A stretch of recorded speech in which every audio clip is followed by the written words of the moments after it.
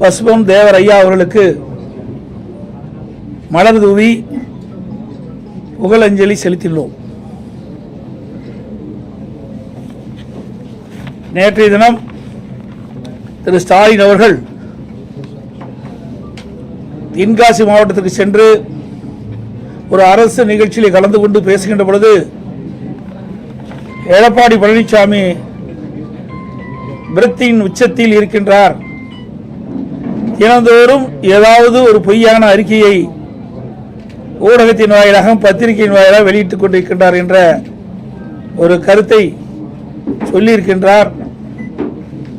அதுவும் தினந்தோறும் அவதூறு கருத்துக்களை எடப்பாடி பழனிசாமி கூறி வருகிறார் என்ற ஒரு கருத்தை சொல்லியிருக்கின்றார். என்ன அவதூறு கருத்து என்று இதுவரை எனக்கு தெரியவில்லை.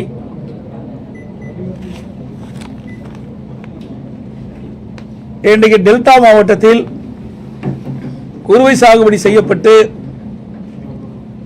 அந்த குறுவை சாகுபடி அறுவடை செய்கின்ற தருணத்தில் மழை தொடர்ந்து பெய்து கொண்டிருந்தது.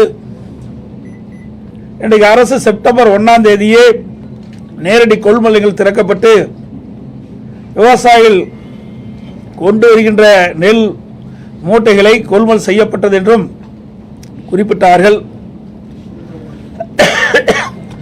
அப்படி தொடர்ந்து நேரடி கொள்முதல் செய்யப்பட்டிருந்தால் விவசாயிகள் சாலை ஓரமாக நெல்மணியை குவித்து வைக்க வேண்டிய அவசியம் இல்லாமல் இல்லை. அதே போல திறந்த வெளியில் கொள்முதல் நிலையத்திற்கு எதிராகவே பல்லாயிரக்கணக்கான மூட்டை நெல்மணிகள் குவித்து வைத்திருந்தார்கள். தொடர் மழையின் காரணமாக அந்த நெல்மணிகள் எல்லாம் நனைந்து முளைத்து விட்டது. அந்த விவசாயிகள் கடுமையாக பாதிக்கப்பட்டார்கள். இதை சட்டமன்றத்திலே 7/10/2025 என்று கருதுகின்றேன். அன்றைய தினம் உணவுத்துறை அமைச்சருடைய கவன ஈர்ப்பு தீர்மானம் மூலமாக அதிமுக சார்பாக கொண்டு வந்தேன். அப்பொழுது சட்டமன்றத்திலே டெல்டா மாவட்டத்தில் விவசாயிகள் உற்பத்தி செய்யப்பட்ட விளைவித்த நெல் மூட்டைகளை முறையாக நேரடி கொள்முதலிலே கொள்முதல் செய்யப்படவில்லை.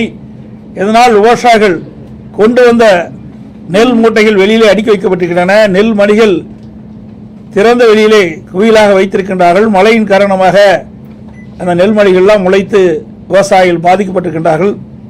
அதே உடனடியாக திமுக அரசாங்கம் போர்க்கால அடிப்படையில் விவசாயிகள் திறந்த வெளியிலே குவித்து வைக்கின்ற நெல்மணிகளை கொள்முதல் செய்ய வேண்டும் என்று வலியுறுத்தினேன்.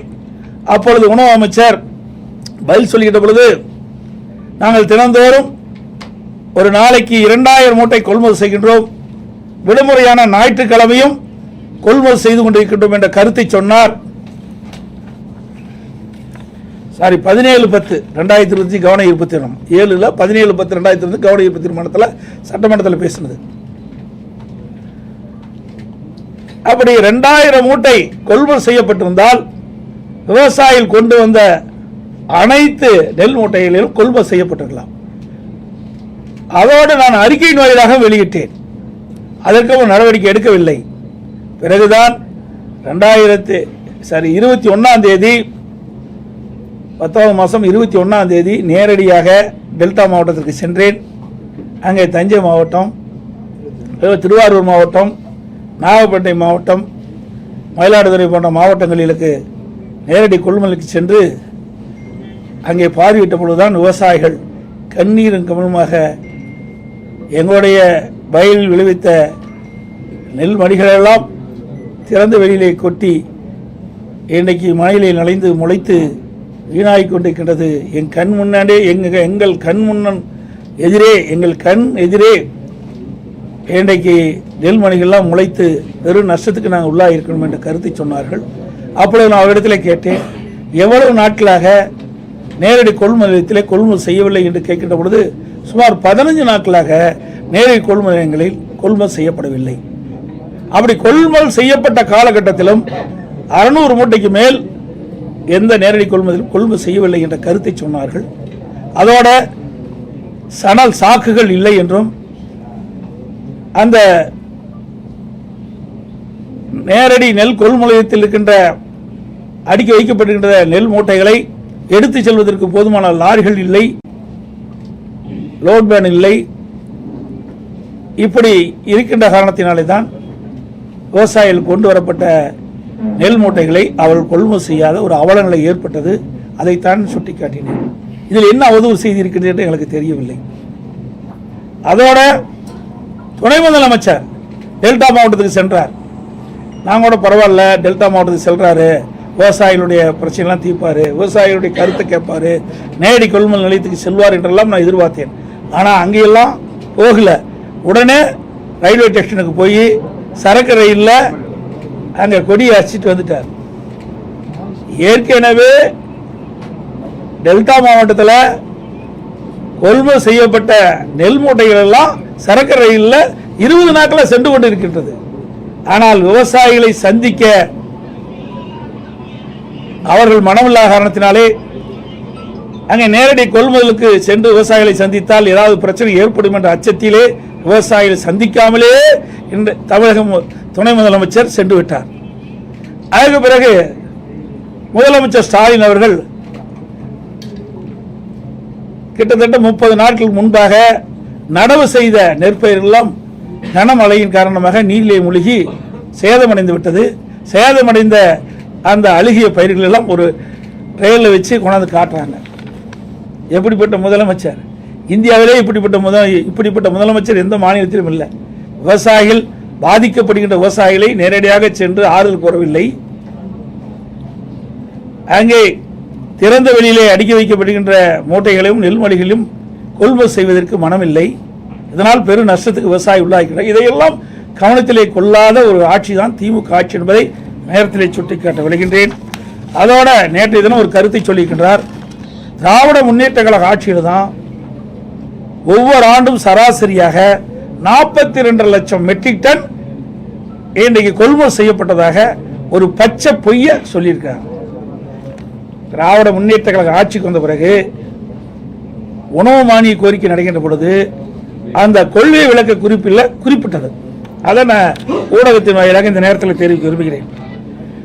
2022-23 ஆண்டு கொள்கை விளக்க குறிப்பு அதில் 105-106 பக்கம் 31/3/2022 வரை 29,48,000 மெட்ரிக் டன் தான் கொள்முதல் செஞ்சிருக்கிறாங்க. 2023-24 வருடம் பக்கம் 80 அந்த உணவு மானிய கோரிக்கையில் கொள்கை விறப்பில் பக்கம் 80ல் 31/3/2023 வரை 29,40,000 மெட்ரிக் டன் தான் கொள்முதல் செஞ்சிருக்கிறாங்க. 24-25 ஆண்டு கொள்கை விளக்க குறிப்பு பக்கம் எண் 101ல் 31/3/2024 வரை 28.26 லட்சம் மெட்ரிக் டன் தான் கொள்முதல் செஞ்சிருக்கிறாங்க. 25-26 ஆண்டு பக்கம் எண் 106ல் 31/3/2025 வரை 28,30,000 மெட்ரிக் டன் தான் கொள்முதல் செஞ்சிருக்கிறாங்க. மொத்தமா 1,15,49,000 மெட்ரிக் டன் தான் கொள்முதல் செஞ்சிருக்கிறாங்க. அப்படி என்றால் எப்படி ஆண்டுக்கு 42 லட்சம் மெட்ரிக் டன் கொள்முதல் செய்ய முடியும்? அத்தனையும் பொய். எல்லாம் விளம்பர மாடல் அரசு என்பது நிரூபணமாகிவிட்டது. ஆக திராவிட முன்னேற்ற கழக ஆட்சியில் உணவுத்துறை மானிய கோரிக்கையின் போது அந்த கொள்கை விளக்க குறிப்பில் குறிப்பிட்டது உண்மையா? அந்த உணவு அமைச்சர் தெரிவிக்கப்பட்டது உண்மையா? அல்லது நேற்றைய தினம் தென்காசியில் நடைபெற்ற அரசு நிகழ்ச்சியில் முதலமைச்சர் குறிப்பிட்டது உண்மையா? அதை இந்த முதலமைச்சர் விளக்க வேண்டும். இது புள்ளிவரத்தோட அவர்கள் குறிப்பிட்ட இந்த ஆட்சியில் உணவுத்துறை மானிய கோரிக்கையில் அவர்களது உணவு அமைச்சர் சட்டமன்றத்தில் கொள்கை விளக்க குறிப்பை தாக்கல் செஞ்சிருக்கிறார். அதில் இந்த குறிப்பை எடுத்து நான் உங்களிடத்தில் விளக்கி சொல்லிக்கின்றேன். இப்படி மக்களை ஏமாற்றி விவசாயிகளை ஏமாற்றுகின்ற அரசு தான் விடியா திமுக அரசாங்கம். அதோட இன்னைக்கு பார்த்தீங்கன்னா திருச்சியில் இன்னைக்கு முதலமைச்சர் சொல்றாரு அவதூறு செய்யணும். உங்க பத்திரிகையிலையும் ஊடகத்திலையும் இந்த நேரடி கொள்முதல் நிலையத்தில் அடுக்கி வைக்கப்படுகின்ற இந்த அரசு கொள்முதல் செய்யப்பட்டு நேரடி கொள்முதல் நிலையத்தில் முளைத்த அந்த நெல்மணிகள்லாம் காட்டினீங்க, மூட்டைகள் எல்லாம் முளைச்சு போனதெல்லாம் காட்டினீங்க. அதோட திறந்த வெளியில் விவசாயிகள் குவித்து வைக்கின்ற நெல்மணிகள்லாம் முளைத்த செய்தியெல்லாம் காட்டினீங்க. அப்படின்னா அந்த செய்தியின் அடிப்படையில் தான் நான் போய் டெல்டா மாவட்டத்தெல்லாம் பார்வையிட்ட விவசாயிகளை சந்திச்சேன், நேரடி கொள்முதல் சொன்னேன். அப்படின்னு இந்த வர செய்தியெல்லாம் பொய்யான செய்தியா? இதெல்லாம் அவதூறான செய்தியா? அப்படித்தானே முதலமைச்சர் என்கிறார். அதோட திருச்சியில் இன்றைக்கு இந்த பத்திரிகை தினமலர் பத்திரிகையில் வந்திருக்குது. இன்றைய தினம் திருச்சியில் கொள்முதல் செய்யும் சாலையை தேங்கி கிடக்கும், 1 கிலோமீட்டருக்கு நெல் தேங்கி கிடக்குது. விவசாயிகள் விளைவித்த நெல்லை கூட முறையாக கொள்முதல் செய்ய முடியாத திறமையற்ற பொம்மை முதலமைச்சர் தான் இப்படிப்பட்ட கருத்து சொல்லிட்டு இருக்கார். எந்த உணவு உற்பத்தியை பெருக்குவதில் இன்றைக்கு விவசாயிகள் மும்முரமா இருக்கிறாங்க. அப்படி இருக்கின்ற பொழுது விளைவித்த அந்த நெல் மணிகளை கூட இந்த அரசு கொள்முதல் செய்வது அவலங்களை தமிழகத்திலே பார்க்கப்படுகிறது.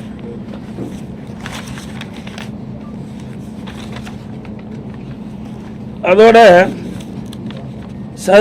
பள்ளிக்கரணை சதுப்பு நிலக்காடு உங்களுக்கு நல்லா தெரியும். ஏற்கனவே என்குரோச்சிலிருந்து உயர்நீதிமன்றத்து வரைக்கும் இதெல்லாம் வழக்கு போயிட்டு வந்திருக்குது. இன்னைக்கு அதிமுக ஆட்சி இருக்கின்ற பொழுது அந்த சதுப்பு நிலையெல்லாம் பாதுகாக்கப்பட்டது.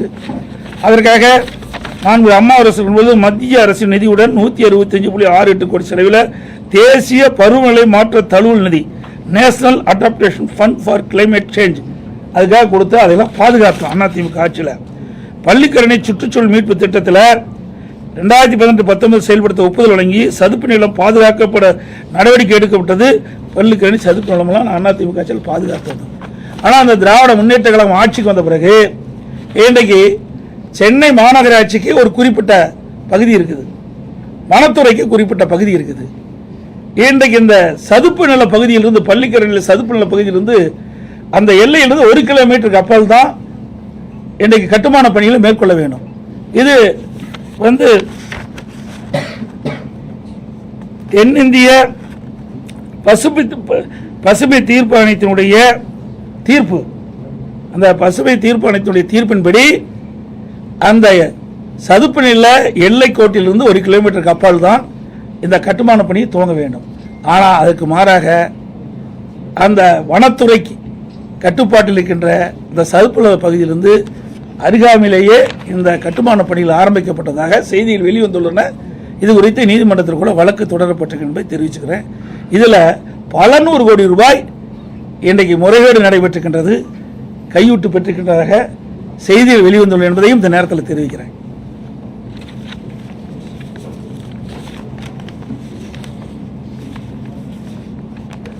அப்புறம் இன்னொன்று,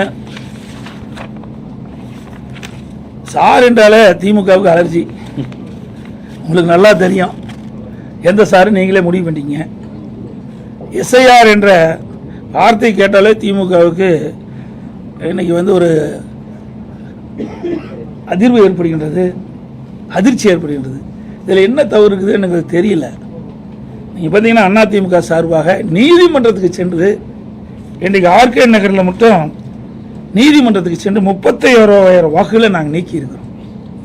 பல முறை சம்பந்தப்பட்ட அதிகாரிகளுக்கு இறந்தவர்கள் பட்டியல், அதே போல அங்கே குடியிருப்பில் இல்லாமல் இருக்கின்றவர்கள் பட்டியலாம் கொடுக்கப்பட்டு முறையாக விசாரிக்கவே இல்லை.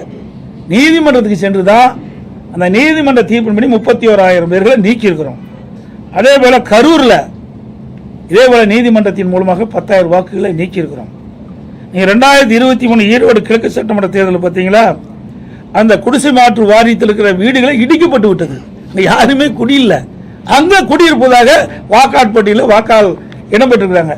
அதை நீக்க வேண்டும். அங்கே இருக்கிற மாவட்ட ஆட்சித்தலைவர் சம்பந்தப்பட்ட அதிகாரி கொடுத்தா நீக்கல, இது வரைக்கும் நீக்கல, அப்படித்தான் இருக்குது. இப்படிப்பட்ட நிலைமையெல்லாம் மாற வேண்டும். தகுதியான வாக்காளர்கள் வாக்களிக்க வேண்டும். அதுதான் எங்களுடைய நிலைப்பாடு. இதில் என்ன பிரச்சனை கேட்டு தெரியல. ஏன்னா எல்லா இடத்திலுமே இன்னைக்கு மாநகராட்சியிலிருந்து தமிழ்நாடு முழுவதும் 234 தொகுதியிலும் இறந்தவர்கள் வாக்குகளை நீக்கப்படவில்லை. இன்றைக்கு நீங்கள் பார்த்தீங்கன்னா எங்களுடைய எடப்பாடி சட்டமன்ற தொகுதியில் கூட நீக்கவர்கள் பட்டியலை வந்து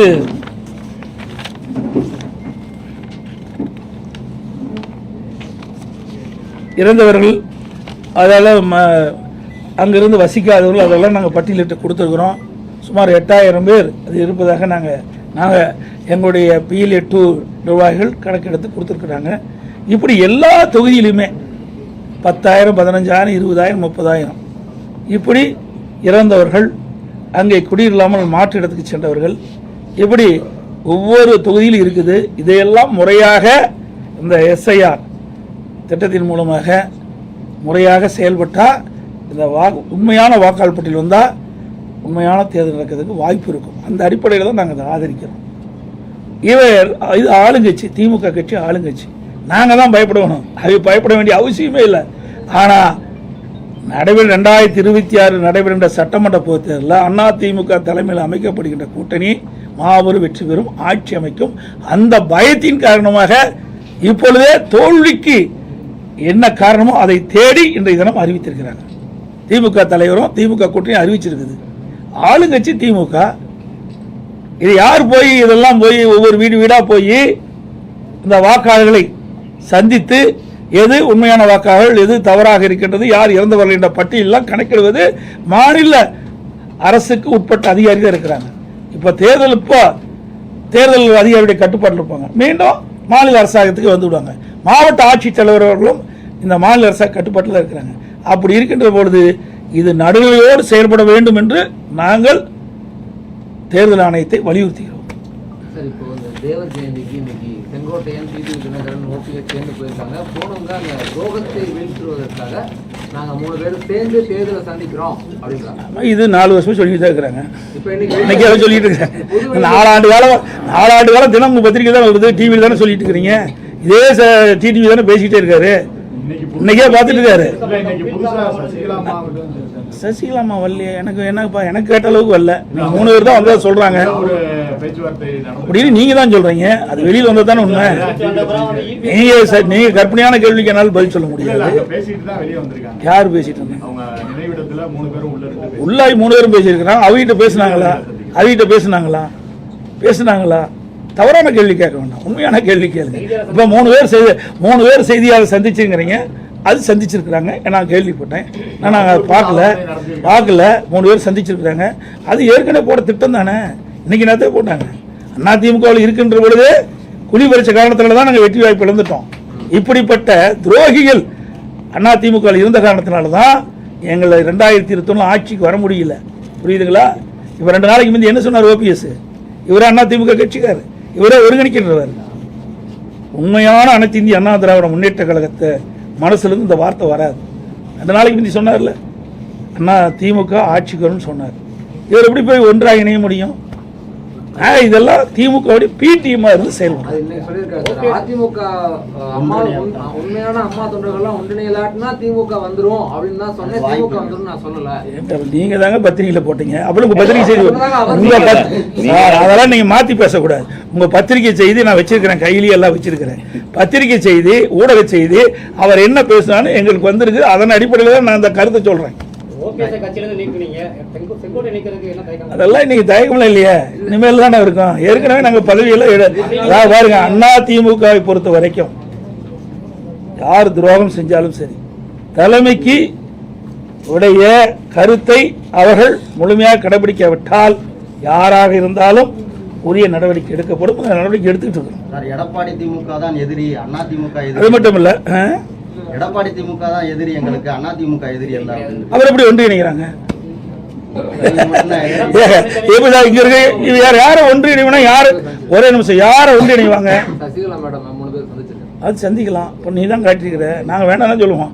அது அவருடைய விருப்பங்க, அது தனி ஒவ்வொருத்தருடைய விருப்பம். அதை போய் நம்ம ஒருத்தருடைய விருப்பத்தை போய் மாறா நம்ம பேச முடியாது. அது என்ன கருத்து என்ன ஏதுன்னு எங்களுக்கு தெரியாது.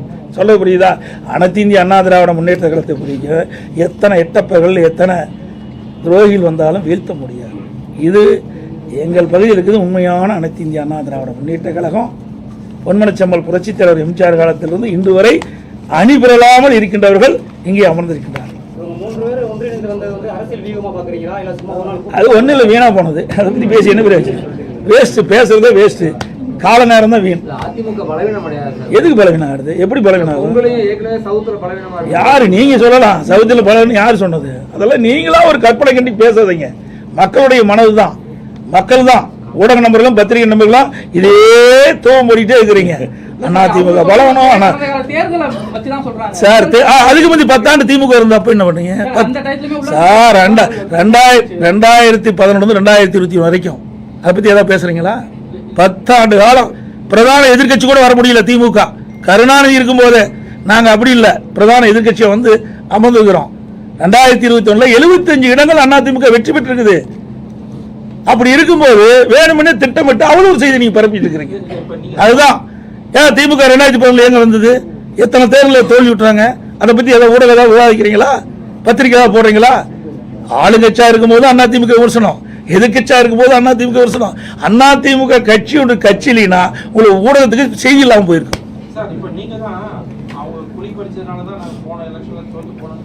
ஆமா ஆமாங்க, அப்படி இருந்திருக்கிறாங்க. அப்படி இருக்காரு தானே? ஆமாங்க, அப்படி இருக்காரு தானே? சொங்காட்டையெல்லாம் அப்படி இருக்காரு தானே? நாங்க ஜெயிக்க முடியல. அந்தியூர்ல ஏன் ஜெயிக்க முடியல?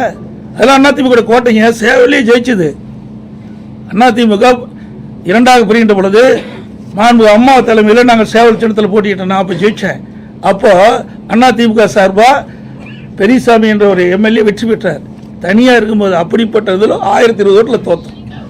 ஆக இப்படிப்பட்ட உள்கொடுத்து வேலை செய்கிற காரணத்தினால தான் அதிமுக 2020 ஆட்சி பிடிக்க முடியாத ஒரு சூழ்நிலை ஏற்பட்டது. இன்றைக்கு எல்லாம் தெளிவுபடுத்தி விட்டான். பயிர் செழித்து வர வேண்டும், அதில் இருக்கிற களைகளை எடுக்க வேண்டும். களைகள் எடுக்கப்பட்டது, பயிர் செழித்து வளரும், நல்ல விளைச்சல் கொடுக்கும். அதிமுக அடுத்த ஆட்சி அமைக்கும். சார் நீங்க அதெல்லாம் ஏன் சார் கேட்கல சார்? அதெல்லாம் உட்கட்சி, அதெல்லாம் வரும். எந்த நேரத்தில் எப்படி வருமோ அது வரும். எந்த கேள்வி அதை கேள்வி இப்படி நீக்க முடியுமா, பண்ண முடியுமா, அதெல்லாம் டைரக்டா கொடுக்க முடியாது. ஒரு கட்சி எப்படி முறையா செயல்படுமோ அது முறையா செயல்படும்.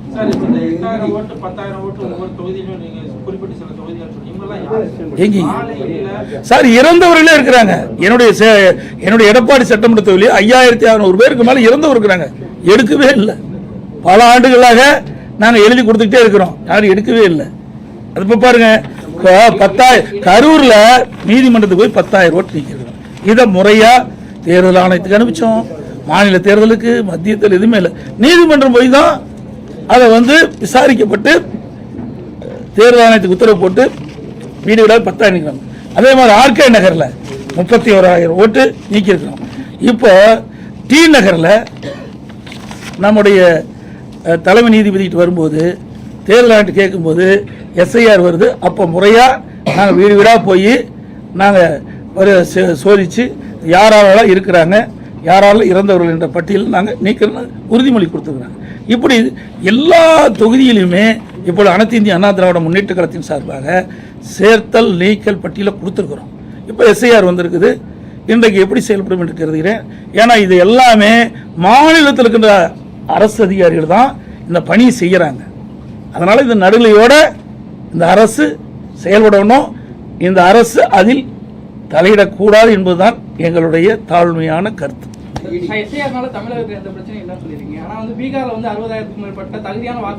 அது பீகாரை பத்தி எனக்கு தெரியாது சார். தமிழ்நாட்டை பத்தி கேளுங்க. நான் தமிழ்நாட்டில் வசிக்கிறேன் சார். அங்க நேர்மை நீங்க எப்படி தப்புன்னு கண்டுபிடிச்சீங்க? தப்புன்னு கண்டுபிடிச்சா நீதிமன்றத்துக்கு போனாங்கல்ல, ஏன் நீதிமன்றம் சொல்லல? நீதிமன்றத்தில் வழக்கு போட்டாங்கல்ல, வழக்கில் நீதிமன்றம் உச்ச நீதிமன்றம் ஏதாவது சொல்லி இருக்கணும்ல. இது தவறான கருத்து. நான் தமிழ்நாட்டில் இருக்கிற நடக்கின்ற சம்பவத்தை பத்தி தான் நான் சொல்றேன். ஒவ்வொரு தொகுதியிலையும் நிறைய இருக்குது. நாங்கள் எல்லாம் பட்டியல் போட்டு நீங்க அனைத்து இந்திய அண்ணா திராவிட முன்னேற்ற கழகத்தினுடைய PLA 2 நியமிக்கப்பட்டவர்களாம் அந்த பட்டியலை அந்த மாவட்ட ஆட்சியிட்ட கொடுத்திருக்கிறோம். இப்போ SIR வந்திருக்குது. இவர்கள் வீடு வீடாக சென்று ஆய்வு செய்கின்றார்கள். அந்த ஆய்வின் அடிப்படையில் ஒரு நல்ல ஒரு வாக்காளர் பட்டியலை தயார் செய்ய வேண்டும் என்று நம்புகிறோம். இடைப்பட்ட காலத்துல டெத் சர்டிபிகேட் இல்லாம ஒருத்தரை வந்து நீக்க முடியாது அப்படின்னு ஒரு தகவல் வந்ததுனாலதான் யாரையுமே நீக்காம விட்டுட்டாங்கதான் சொன்னாங்க. சரிங்க, 6 வருஷத்துக்கு முன்னாலே இந்த பிரச்சனை வரும்போது டெத் சர்டிபிகேட் கொடுத்தா நீக்க முடியும் எலெக்ஷன் கமிஷன் சொல்றாங்க. ரைட்டுங்க. பிறப்பிறப்புல யார் பாக்குறாங்க? அவங்க அந்த அதிகாரிகிட்ட இல்லையா? அதுதானே ரெவன்யூ டிபார்ட்மெண்ட் தானே அதிகாரிகள். அவருடைய எல்லா இதுவும் இருக்குது. அதே மாநகராட்சியில் எல்லாம் இருக்குது, நகராட்சியில் இருக்குது. அதை வச்சு யார் இருந்தாலும் தாராளமாக கண்டுபிடிக்கலாமே. இது ஒன்றும் பெரிய விஷயம் கிடையாது. என்ன ஒரு இடத்துல ஒரு 1000 ஓட்டு 1500 ஓட்டு இருக்குது. இப்போ தேர்தல் நடக்கும்போது ஸ்லிப் கொடுக்க போகிறாங்க, 3 நாளில் ஸ்லிப் கொடுத்துட்றாங்க நேரடியாக வாக்காளர் பார்த்து. அப்போ எஸ்ஐஆரில் கிட்ட நீ ஒரு 10 நாள் எடுத்துங்க, நேரடியாக போங்க, விசாரிங்க, அதில் என்ன பிரச்சனைன்னு பாருங்கள். இதை உண்மையான வாக்காளர் பட்டியலாம் தயாரிக்க சொல்கிறோம். இது ஆளுங்கட்சி வேணுமென்றே திட்டமிட்டு ஒரு தவறான கருத்தை பரப்பி வராங்க. அந்த கூட்டணி கட்சியெல்லாம் சால்ரா போடுது. இதில் என்ன இருக்குதுன்னு எனக்கு ஒன்றும் புரியல. நீங்க எதா இருந்தா சொல்லுங்க, நாங்களும் அதை கவனத்தில் எடுத்துக்கிறோம். அமைச்சர் கே என் நேரு நகராட்சி நிர்வாகத்தில் வந்து ஒரு 25 லட்சம் ரூபாய்க்கு மேல ஊழல் பண்ணிட்டாருன்னு இடி ஒரு கேஸ் போட்டாங்க. ஆமா, உண்மையான அரசாங்கமாக இருந்தால், நேர்மையான அரசாங்கமாக இருந்தால் ஈடி கொடுப்பதை அதை ஆய்வு செய்து அவர் மீது வழக்கு பதிவு செய்யணும். ஆனால் இந்த அரசாங்கத்தில் அது கிடையாது. எதிர்கட்சி மீது வழக்கு போடுவாங்க. ஏன்னா என் மீது கூட வழக்கு போட்டாங்க. என்ன வழக்கு? டெண்டர் கேன்சல் ஆயிட்டுது, அந்த நிதியும் கேன்சல் ஆயிட்டுது, அதில் 400 கோடி ஊழல். எப்படி வழக்கு? டெண்டர் கேன்சல்டு, உலக வங்கி டெண்டர், அந்த உலக வங்கி நிதியும் கேன்சல் பண்ணிடுது. மீண்டும் மாநில அரசு அந்த 2ஆ பிரிச்சு டெண்டர் விடுறாங்க. அது 2 பேர் வேற ஒருத்தர் 2 பேர் எடுக்கிறாங்க. ஆக முதல் டெண்டர் விட்டுறாங்க பார்த்தீங்களா, அதில் 400 கோடி ஊழல். இப்படிப்பட்ட அரசாங்கம் தான் இந்த அரசாங்கம். இந்த அரசாங்கத்தில் நேர்மை பார்க்க முடியுமா? ஆக இல்லைன்னா வழக்கு யாராச்சும் போடுவாங்க. யாராவது வழக்கு போட்டாங்களா நீதிமன்றம் விசாரிக்கும். அப்போ நீதிமன்றம் விசாரிக்கின்ற பொழுது உண்மை வெளியே வரும். இன்றைக்கு ஈடி வந்து நேர்மையாக தான் கேட்டுருக்காங்க. இப்படி என்னென்ன முறைகேடு நடந்திருக்குது. பத்திரிகை செய்தி தான், ஊடகத்திலையும் பத்திரிகை வந்த செய்தி வச்சு தான் நான் சொல்கிறேன். வலைதளையில் வந்த செய்தி. இப்படி ஈடி வந்து நாங்கள் ஈடி ரெய்டு மேற்கொள்கின்ற பொழுது இதில் என்னென்ன ஆவணங்கள் கிடைக்கப்பட்டது, ஆவணங்கள் அடிப்படையில் இப்படி அந்த பணியாளர் நியமிப்பதில் இது முறையாக நடைபெற்றால் தெரியுது. இதை மீது வழக்கு தொடர்ந்து அனுப்பிச்சிருக்கிறாங்க. அப்புறம் அரசாங்க என்ன நடவடிக்கைன்னு பொறுத்து. மாநகராட்சியிலையும் பெரிய ஊழல் நடந்து இன்னும் மேயர் கூட தேர்ந்தெடுக்க முடியாமல். ஆமாம், இங்கே மட்டும் ஊழல் இல்லைங்க, திண்டுக்கல்லையும் ஊழல் நடந்தது. அங்கேயும் 4.5 கோடி ஊழல் நடந்தது. அதிகாரி தான் அரசு பண்ணி உள்ள வச்சிருக்கிறாங்க. ஆக இன்றைக்கு திமுகவில், அதே மாதிரி காஞ்சிபுரத்தில், அதே மாதிரி திருநெல்வேலியில், அதே மாதிரி கோயம்புத்தூரில் இதெல்லாம் பங்கு பிரிக்கிறதுல ஊழல் நடந்த தான் அங்கே ராஜினாமா பண்ணாங்க, மேயர்லாம் மாற்றினாங்க. ஆக அனைத்து இந்திய அண்ணா திராவிட முன்னேற்ற கழகம் அடுத்த ஆண்டு ஆட்சி பொறுப்பு ஏற்ற பிறகு தான் எந்த மாநகராட்சி, எந்த நகராட்சி, எந்த பேரூராட்சி, எந்த ஒன்றியத்தில் என்னென்ன முறைகேடு என்பதையெல்லாம் கண்டுபிடித்து மக்கள் வெளிச்சம் போட்டு காட்டப்பட்டு முறைகேட்டில் ஈடுபட்டு என்பதெல்லாம் சட்டப்படி நடவடிக்கை எடுக்கப்படும். தேசிய ஜனநாயக கூட்டணியில் இன்னும் அதிகமான கட்சிகளை வரவேற்க முயற்சி எடுப்பதாக அமித்ஷா வந்து நியூஸ் 18 கொடுத்த பேட்டில் சொல்லியிருக்காரு. யாரெல்லாம் வரப்போறாங்க? நல்லா புரிஞ்சுக்கிங்க. அனைத்து இந்திய அண்ணா திராவிட முன்னேற்ற கழக தலைமையில் இன்னைக்கு பாரதிய ஜனதா கூட்டணி அமைச்சிருக்குது.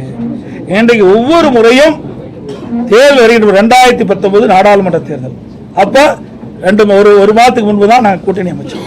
2021 சட்டமன்ற தேர்தல் அப்பொழுதும் தேர்தலுக்கு முன்பு ஒரு மாதத்துக்கு முன்பு தான் கூட்டணி அமைச்சோம்.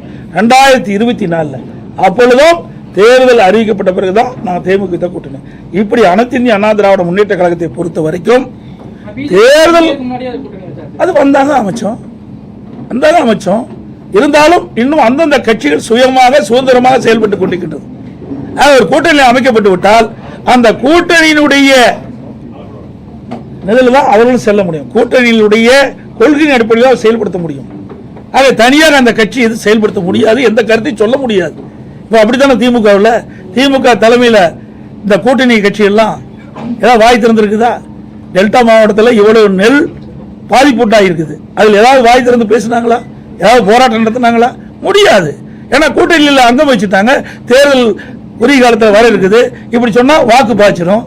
அதனால அனைத்து இந்திய அண்ணா திராவிட முன்னேற்ற கழகத்தை பொறுத்த வரைக்கும் தேர்தல் வருகின்ற காலகட்டத்தில் நாங்கள் கூட்டணி அமைப்போம். அதில் எந்த மாற்று கருத்தும் கிடையாது.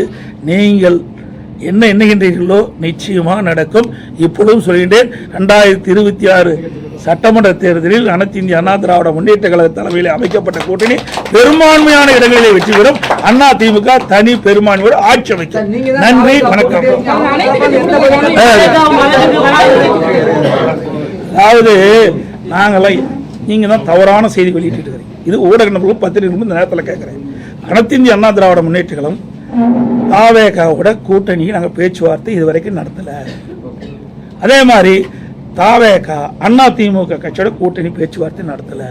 நீங்களா ஒரு யோகத்தை பண்ணிக்கிட்டு, நீங்களா ஒரு கற்பனை பண்ணிக்கிட்டு நீங்கள் செய்தி வெளியிட்டீங்களா? பொறுப்பு நாங்கள் அல்ல.